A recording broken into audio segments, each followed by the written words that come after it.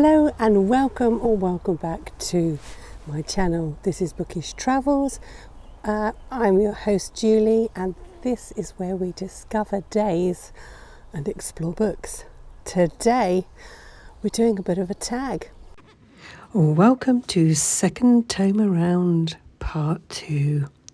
When I was Hungry Bookworm, I made a very successful tag with this title, but now with my new channel I wanted to resurrect it with a whole new set of questions.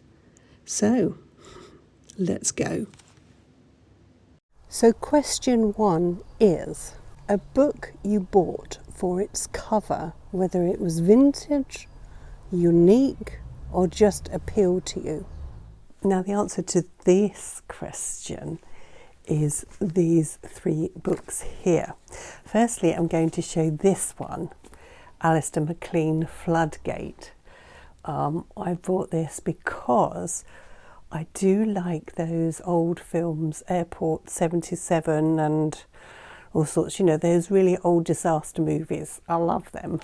Towering Inferno and all that. And I like this because the picture goes all around. I have yet to read it, and these 2 here, which I thought were actually separate books, and these are Biggles, but actually they're one and the same book. This one's got a massive rip on the cover, and this one has got lots of scribbles. I don't know if you can see it. The second question is, show us an unexpected find.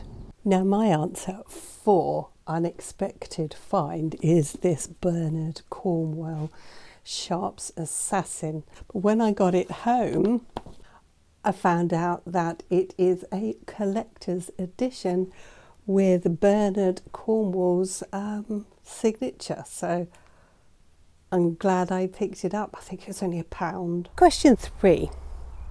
You have a book in your collection you really enjoy. You bought it brand new. You go on a charity shop hunt, or you just happen to stop by one, and you see the same book but with a much better cover. It's got more charm and you just really wanted it. Now, show it to us. And also, do you get rid of your original one? Or do you keep the second-hand one? Or do you keep both? And the third question was about replacing a book you'd bought new with a second-hand book. And I haven't actually replaced as such, I've just collected. And these are a few of my Agatha Christie Murder on the Orient Express books. I'm sure I've got another one somewhere. Yes, here it is. So it's my mission. I'm not replacing ones I bought new because this was bought for me new, but I'm not replacing it. I'm just adding on to it. Question 4. Is there a book series that you have challenged yourself to collect purely from charity bookshops? If so, please do tell us all. Now the next question was about which series, or is there any series, you collect from charity shops. Now I don't particularly collect just any series. I collect all cosy crimes that I can find. Robins, they follow me about, I'm telling you. And they do a poo in front of me all the time. The next question is, mention some books that you've bought purely for nostalgia reasons. Now the answer to the next question is about nostalgia. Did you buy any books that give you a nostalgic feeling? I have listened to and loved the Paul Temple radio series, and I've listened to them again and again and again, and I really, really enjoy them. I used to bake a lot. I used to be in the kitchen constantly baking because I really enjoyed it. However, I had to stop because I was eating every single thing I made. and I was getting to be a bit of a balloon. I mean, I'm still a bit of a balloon, but we're getting there. So when I saw these in a charity shop, they're the books to the radio series, because they were originally books first, and they're written by Francis Durbridge. Yeah, I did get them for nostalgic reasons. And honestly, will I ever read them? I don't know, is the answer. When you buy a book from the charity shop and you get it home and you start reading it and you find there's lots of scribbles in it, in the margins, underlining words, highlighting, annotations in general, does it annoy you? Are you okay with it? Do you think, well, okay, I'm going to do my own? Do you take notice of them and think, oh yeah, I can see why they highlighted that passage? Let me know. Also, what do you think when you open a book and it says something like, happy birthday, dear, enjoy this book, and it's been given away, essentially?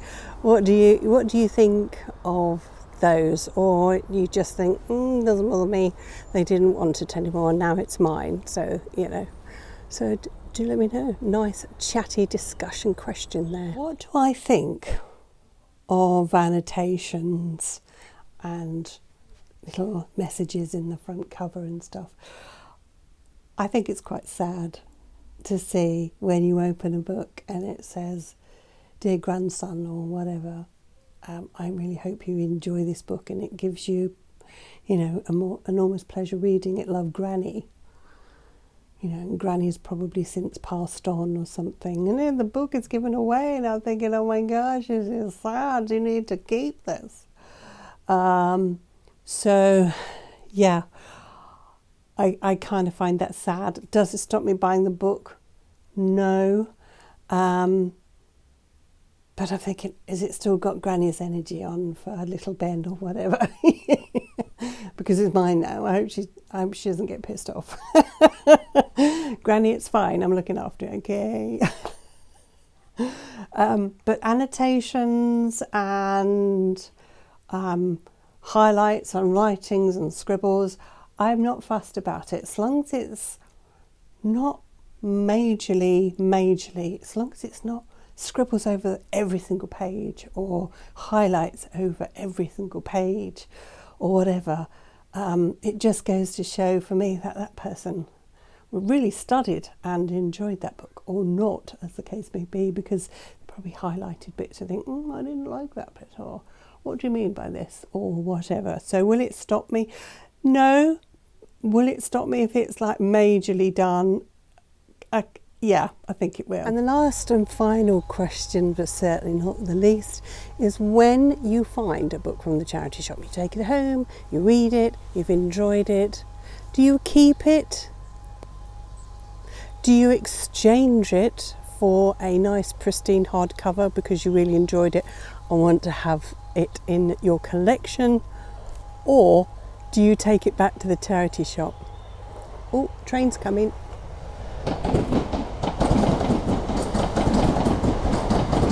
As I was saying, or do you take it back to the charity shop and kind of pay it forward so somebody else can read and enjoy the book? Do I return charity shop books when I've read them back to charity shops? Yes and no.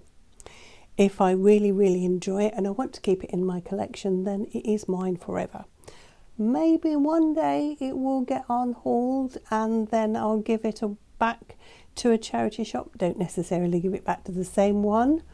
But yes, I have donated.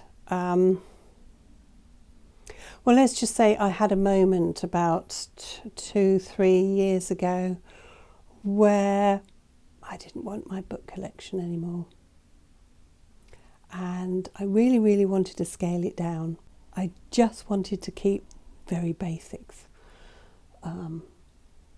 And I donated, I'm not kidding, about 10 big black bin liners of books to charity shops.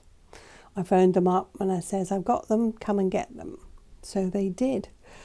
And now in videos, if I say, well, I used to have it, but I don't anymore, that's what happened. So I am slowly building up my book collection again with, I would say, 90% of secondhand books. The answer is yes and no. Thank you so much for watching, and I hope you really enjoyed this revamp of a tag. Keep watching to see if you've been tagged. Bye.